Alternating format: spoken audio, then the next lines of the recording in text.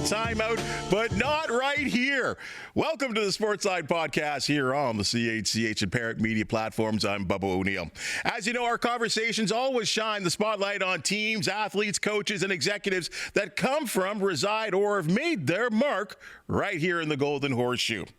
Please observe this individual's resume, and it should become quite obvious that Barry Emo knows Canadian football. From his playing days in the Canadian Football League, NCAA, and Canadian Junior Ball, he was always a student of the game. But, unlike many, when his playing days were over, his love of the game pushed him to coaching.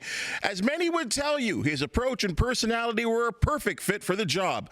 Decades later, he's leading his own program and young men in the OFC with the legendary Hamilton Hurricanes. Almost a year to the date. Let's welcome back Barry Emo back to the Sportsline Podcast. Great to see you, partner. Great to see you, Bubba. It's always a pleasure. Look forward to chatting. Hey, you know, I see you wearing the Hurricanes logo, and I think to myself, you know, like that the Hurricanes have been around for a long, long time. Oh my gosh! And it's great to see you continuing that sort of legend and that sort of tradition that we have had here in Hamilton with junior football. Absolutely, absolutely. I mean, we've continued on. I mean, Mike Samuel resurrected the program. It took a bit of a sabbatical for a while, and then Mike resurrected it along with a few other folks, and it's been going strong since. And you know, every year we're continuing to raise the bar and trying to improve on the program, enhance it more, and continue to develop the kids that were playing for us, and actually hopefully, you know, go on and win a Canadian Bowl. No one does what you do unless you love the sport. Mm-hmm. And what I have found in interviewing many people, being around for a little bit, is that sometimes after players, regardless of the sport, men or women, when they retire, that's it. They walk away. They've been playing since they were kids, and they need to find some other high, so to speak. Yeah. Not your case. Yeah. What is it about this game that just keeps pulling you back? Yeah, I mean, football is it's a game I've been around my entire life, and it had such a huge impact on me as a kid growing up and stuff like that I just wanted to continue to give back to the game. I mean, the game molded me as a youngster, right, and developed me into the man that I am today, and has taught me a lot of life lessons that I think are necessary in today's society to be able to pass along to the other young guys who are coming up and playing the game and so on. Whether it's football related, athletics related, life related, career choices, work, business, all those types of things, we try to help educate the youngsters that play for us and turn them hopefully into better citizens, better community people, you know, better at their jobs, better at everything. So it's kind of what our focus is right. Not just football, it's the whole basically ball of wax, really. So we've always taken, and I can think for myself, I've said this many times, we always take from a little bit along the way. Yeah. Who's your mentor? Who's the person that really gave you that inspiration? Wow. It goes back to high school coaches, quite frankly. I mean, I think that's really when it starts for a lot of people. I had some great high school coaches. I mean, you know, John McClymont at Thistletown Collegiate and Bill Williams at Thistletown Collegiate, and they started out as my high school coaches. Both of them actually coached me in the Canadian Junior Football League a few years later with the Bramley Satellites when they moved on in their coaching element as well.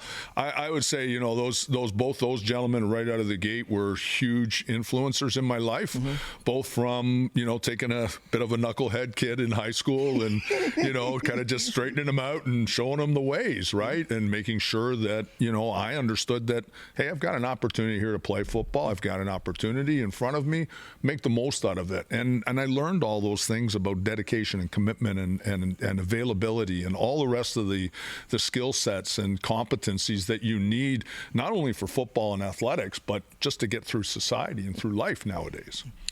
Isn't it amazing to you? And I love all sports. I don't think there's a sport I don't like. And we learn team in sports. I think that's the first thing it teaches you, how to work amongst a team. Absolutely. But football's different because of the numbers.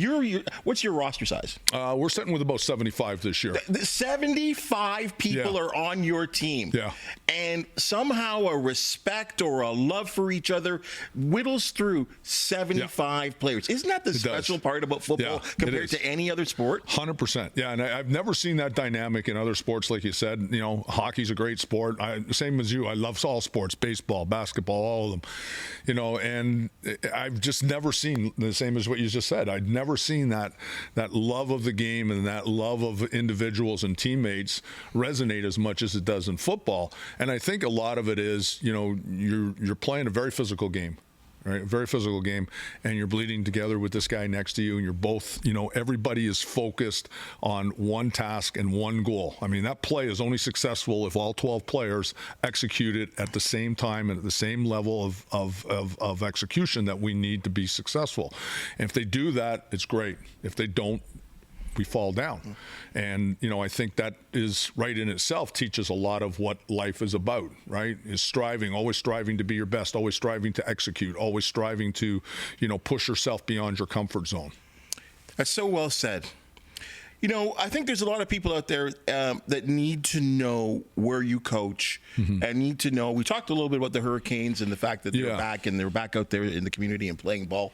But the history of the OFC, and it's been around for a very long time. Yeah, it's been around for a long time, the OFC. Great teams in it, and there's been so much history and legacy. I mean, fantastic league. Fantastic.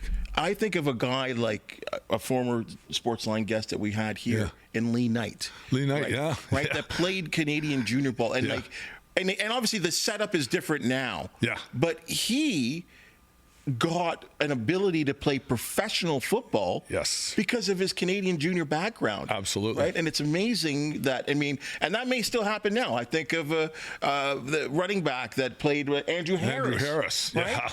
Right. Andrew, What an amazing transition that would be to go from that one level. Right. And I mean, does that exist now, or are you able to talk to Canadian Football League scouts? Or is that happening? Yeah, I mean, you know, great things. You know, I mean, it's great to have an opportunity for these kids to know where they're going to have, you know, I mean, if U Sport doors are closed, and sometimes they are at this stage because these guys have chosen to play here as opposed to go to U Sport, and they've gone to Mohawk or Brock or an institution like that, or they've moved out into the working world or the trades or whatever they've decided, or whatever vocation they've decided.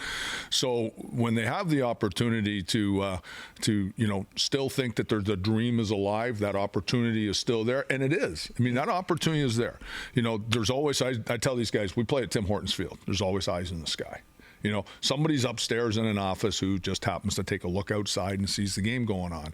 You know, we've had great, when Ted Goveia took over as the general manager with the Tiger Cats, we had a long chat. He called me up and said, hey, you know, what have we done with the Hamilton Hurricanes in the past? And we talked a little bit about it and that. And he said, okay, we're going to do some other things and that. And one of the things we started with this year was he, you know, sent Alex Russell, who's the director of scouting with the Cats, out to one of our OTAs in the spring, came out, introduced himself to all the players.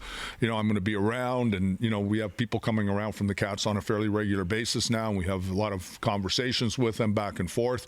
So the opportunity that these young men are getting is they're having an opportunity now to be seen and having an opportunity to possibly move on and go to that next level.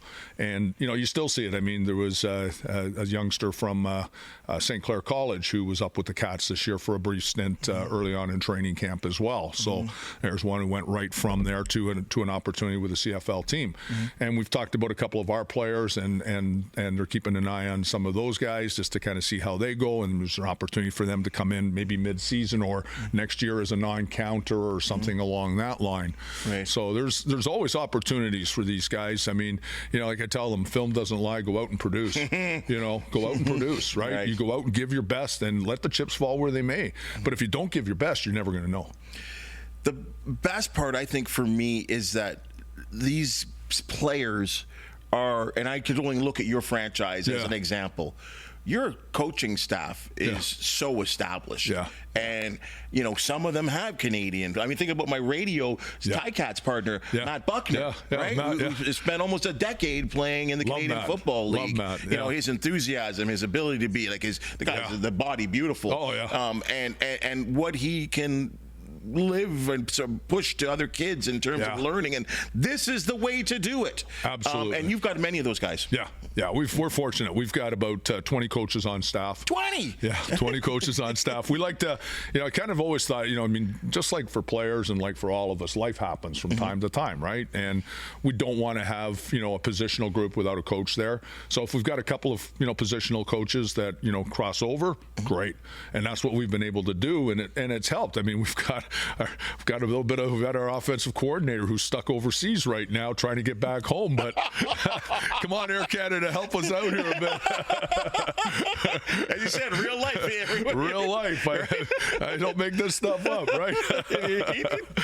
That's fabulous. Yeah. That's fabulous. And it's got to mean a lot for the kids, too, and maybe open their ears a little bit, too. This guy knows what he's talking about. It does. It goes a long way. And, we've got guys who are ETF officers. We've got guys who've got other, great, good jobs and good positions and careers that they're learning from. So they're not just learning the football aspect, they're learning other opportunities that are out there in life as well, right? So, and the mentorship piece, I think, is one of the biggest pieces in football. And that's a piece that we are very strong on and really try to push off on the players, is trying to help them develop in beyond just their skill sets in the game of football. There is so much to be learned from. 2025, from a player perspective and the talent that you have, what are the Hurricanes looking like this year? Yeah, 2025. I was excited at the start of the season, and then the season started, and wasn't that bad of a loss? It was a rough one. It was probably in the years that I have coached, it was certainly probably will be one of my worst seasons that I can remember in a long time, as far as what we did. I hold myself accountable. Obviously, the buck stops with me, so things have to be better. And in 2025, they will be better. We went out and opened up the season this year in London, and London's a tough team. I mean, last year they handled us like 65-0. We played them the first week this year. We lost 16-9. A game we let go. I think it was a winnable game for us. I'm not taking anything away from London. That's a good football team down there. They're well coached. They're physical. Our guys matched them physicality-wise, which is something I was really pleased to see this year. And our defense only relinquished 7 points. The other 9 points came off of a couple of kneel downs when we couldn't kick out of our own end, right. And a field goal. So our defense held them to 10 points in that game. Next game, we went out and played Sioux College, who is a bit of an unknown entity this year. They're a new team in the league. We didn't have a lot of history on them. We got to see a little bit of film from the game against GTA that they played the week before. We prepared. We won that game 37-16. Our defense in that game only relinquished 7 points. The other points came off of something else. So our defense has done a really good job of turning around this year. Right. We're playing first time in the 3 years that I've been here now as a head coach that we've got a defense playing at the level that I would want them to play from a physicality perspective. Nice. We're physical. And is that on an individual, or you think it's just your team? Team, right? Team, yeah. I mean, we've always had individuals in the past that were, we had guys who were more aggressive than other guys, and guys who were a little bit more physical than other guys.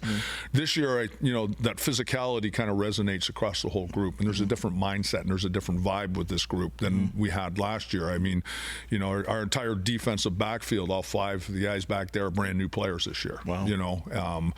Some of them are established and played other places, in prior years. And some of them are just, kind of late bloomers, came out late, didn't take maybe their first couple of years of junior football. Some left youth sport and are now playing here to go to other institutions and are playing for us. So our defense has certainly revamped our offense. We have a new offensive coordinator this year with Matt Garner. Matt's been around for a number of years, and I've coached with Matt in the past, and Matt's a good offensive mind, a different wrinkle than Coach Michoni, who we had for the last couple of years, as far as philosophies and so on of offensive styles. And Matt's done a great job with the offense. We recruited really well at the quarterback position this year, which I'm really excited about. We were able to land a gentleman by the name of Kairos Sam, who's Scarborough, lives in Scarborough, but played at Bethany College in Virginia. Okay. So he's got a little bit higher level of coaching and so on, coming right out of high school and that, right.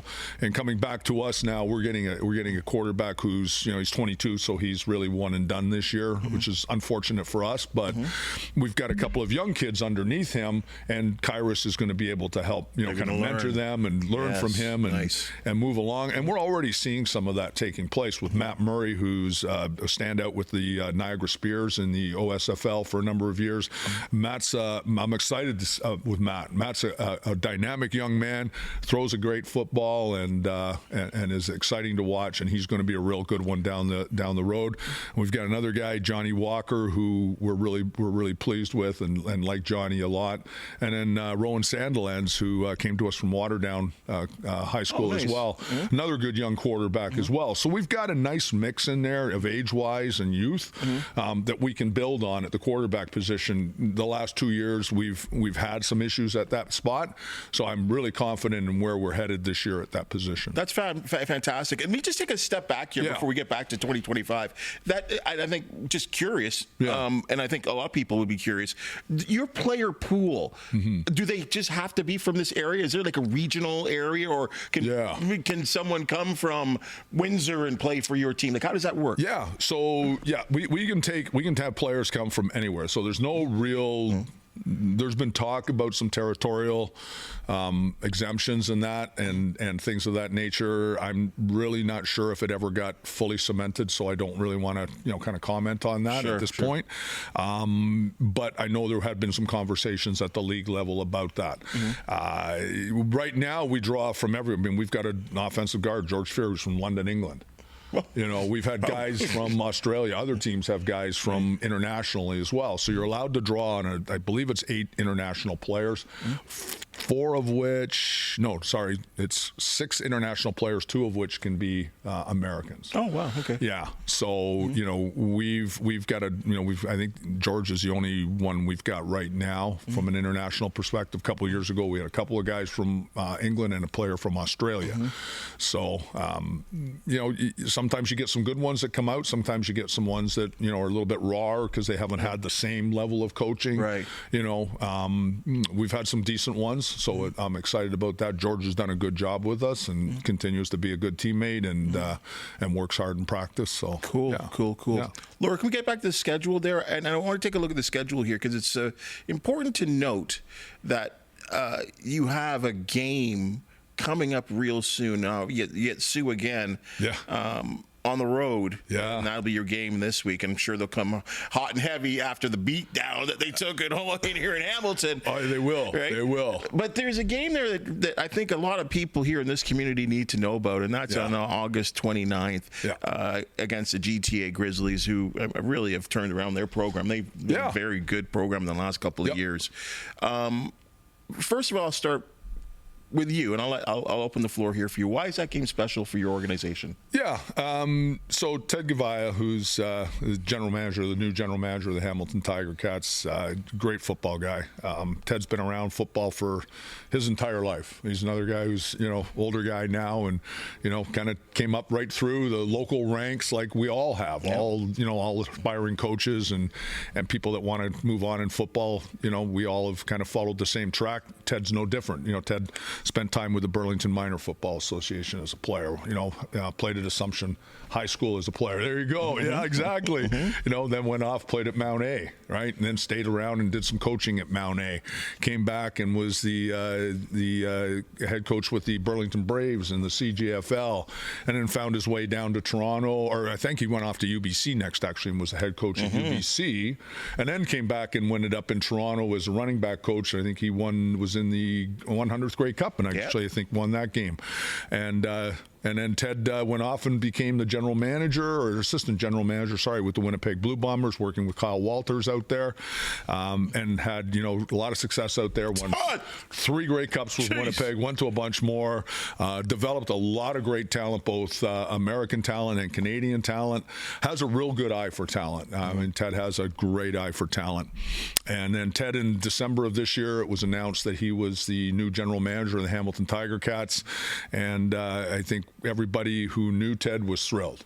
And I know the Ticats were thrilled that they got their man. And I think, Ted's done a great job in getting that team to the level they've got them to now. He's brought in a lot of good talent. I mean, you look at some of the players that he's directly affected and brought in out of Winnipeg and that. I mean, they've made a big difference there for them. Impact. Yeah, I mean, Lawler's, there's a Cole, guy. Yeah, so good on specials. Exactly. So they've done a great job, and he did a great job over there with that. And unfortunately, in April, I believe it was this year, it was announced that Ted had unfortunately come down with cancer. And a difficult one. So I don't want to comment too much on it. I know because I'm not sure how much of it is public knowledge. So, but when I found out about it, I said to Mike, Mike Samuel, the president of the Hurricanes, I said, we've got to do something.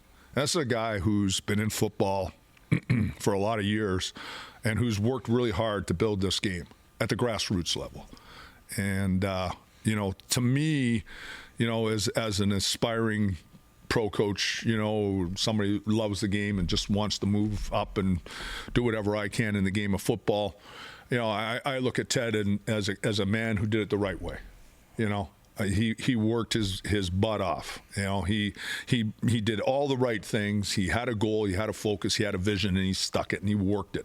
It was not all glamour in that, especially at that level. And being a scout, you're living out of a suitcase, you're on the road 280 days out of the year, and a lot of things get put aside and suffer as a result of it. That's right. And to continually go on the way he has, to continually give back, is a lesson for all of us. He always has given back. I mean, his acceptance speech, and I, if you think back on the day he took the job and his acceptance speech, he thanked people from the BMFA. He thanked the CGFL for giving him his start. All of that, and that to me tells me a lot about the man. It's not look what I did. It's look what everyone helped me do. This is what I was able to do as a result of what all these other influences, all these other people that I was able to work with in my career helped me get to. And, when this happened, it broke my heart, quite frankly. He's finally arrived at his dream job. This was his dream job, and it kind of breaks your heart when you hear that. And I was thrilled when Ted took the job. And when I talked to Mike, I said, we've got to do something different here. And it just made sense. So we always play GTA on Labor Day Friday. Cats always play the Argos on Labor Day Monday. Mm-hmm. Ted coached the Argos. He's now the general manager with the Hamilton Tiger Cats, CJFL. Ty was right. I went to Mike. I said, we got to call this game now going forward. This is going to be referred to as the Ted Goveia Bowl.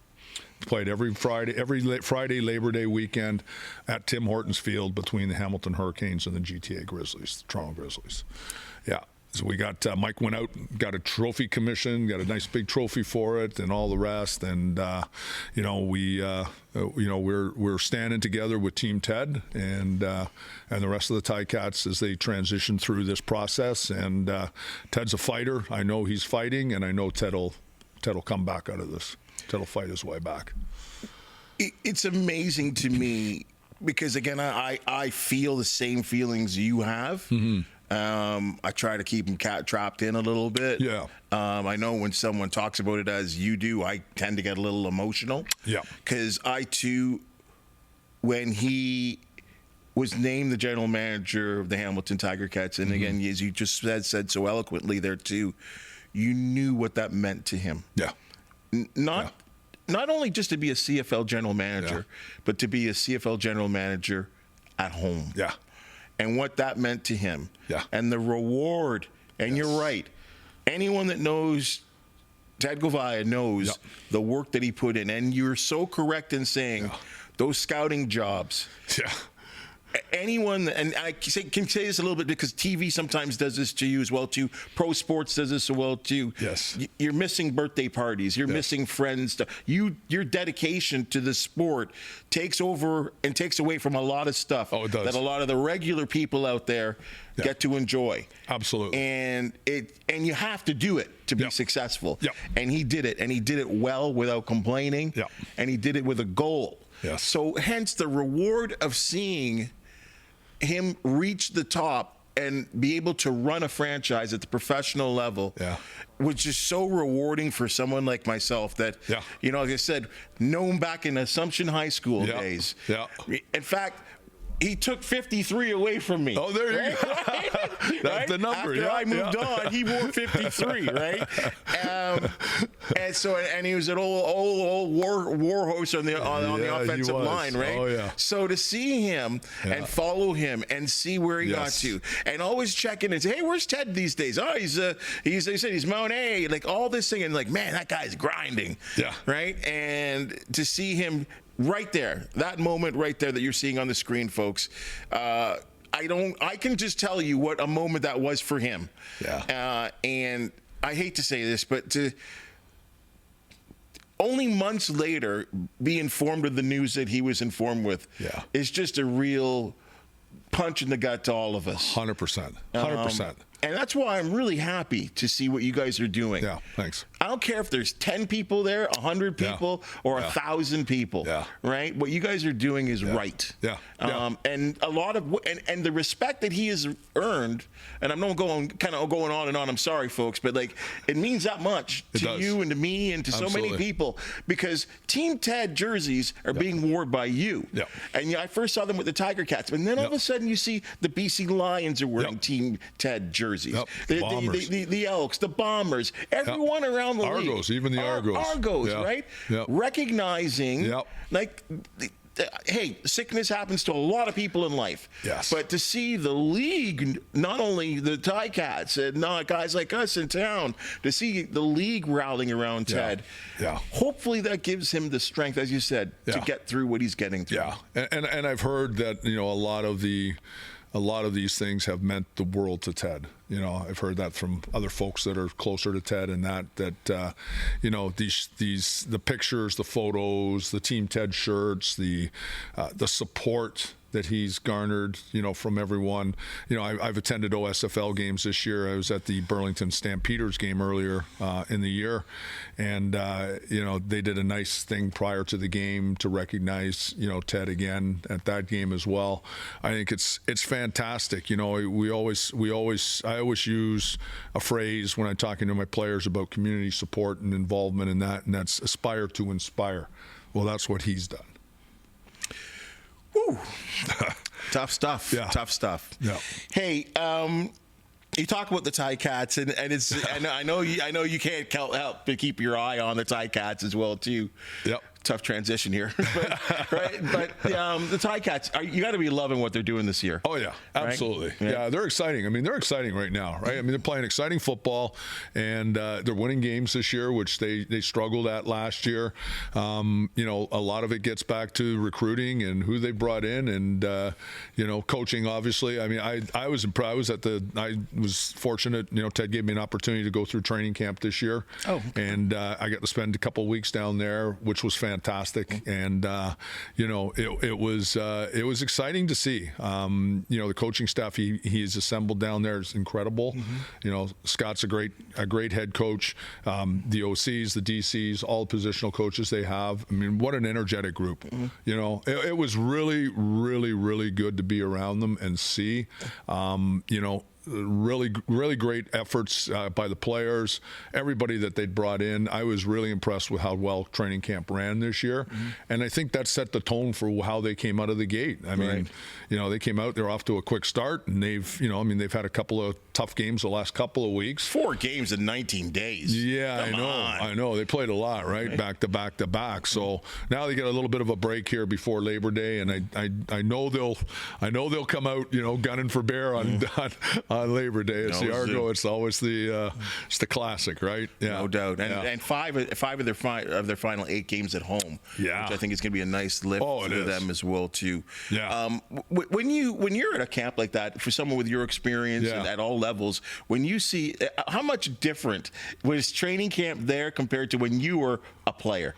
Yeah, I mean, it's changed. I mean, you know, we were more physical back in those days. There was a lot more hitting and stuff, and drills were different, and you know, the whole thing was just a little bit different as far as the game was concerned. Right. You know, I mean, the thing with football is football's football. Football's been football since the day it was invented. I mean, everybody twists in that, but it's what's old is new and what's new is old.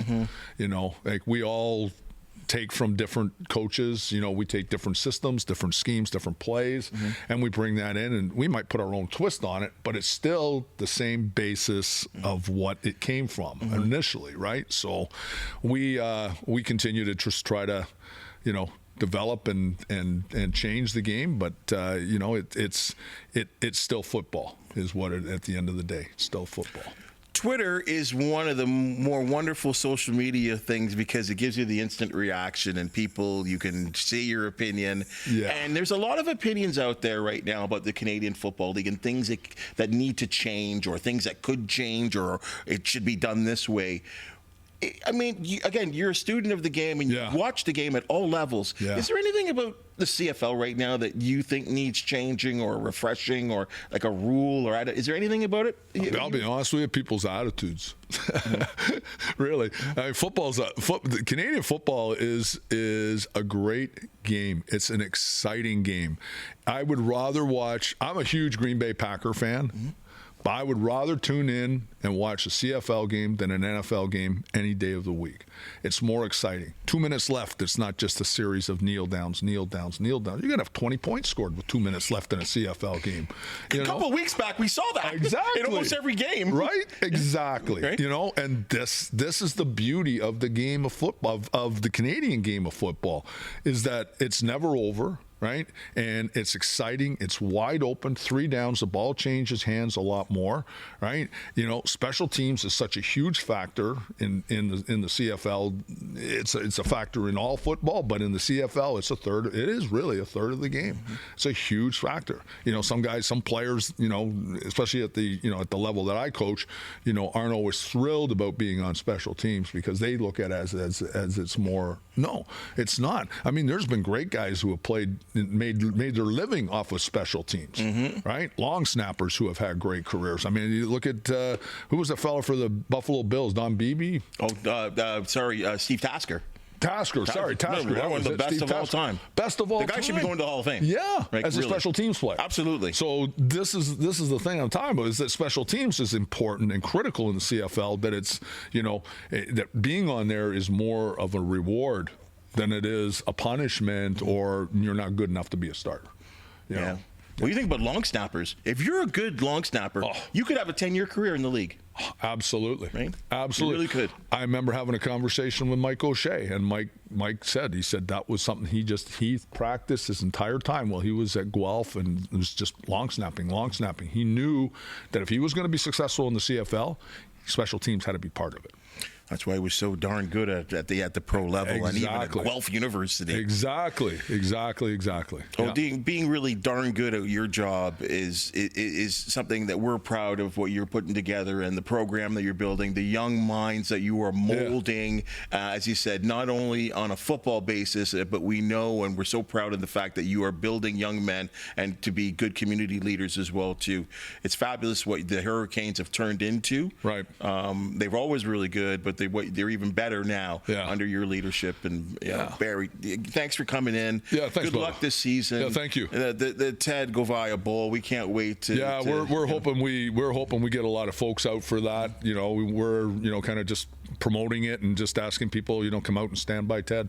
You know, Ted hopefully will be there that night. You know, I'm hoping he's going to be there. Neil Lumsden will be doing the opening kickoff, and that he'll be there. There'll be a host of other folks there, and that, we'd like to get a lot of folks out. All the proceeds from the game are going to the Canadian Cancer Society in Ted's name. So we're hoping to do a good job. And we're going to have a bunch of shirts like this we'll be selling off as well. So Is it $15 a ticket or something like that? Yeah, it's $15 a ticket. It's great entertainment. Great ball. Great football. It's going to be a good game. We're playing for the Ted Goveia Bowl. We're doing a lot of other stuff around the game as well. We try to, bring a bit of an entertainment source to it, and it'll be an exciting night. It'll be an exciting night, and we'll hope to bring home the win as well. Well, I was going to say, I said, and a win as well, too, just tops it all off. No pressure, though. For sure. Barry, thanks for joining us. Thanks, Bob. I appreciate it. It's always great. Bud. Good stuff. Thank you, sir. sir.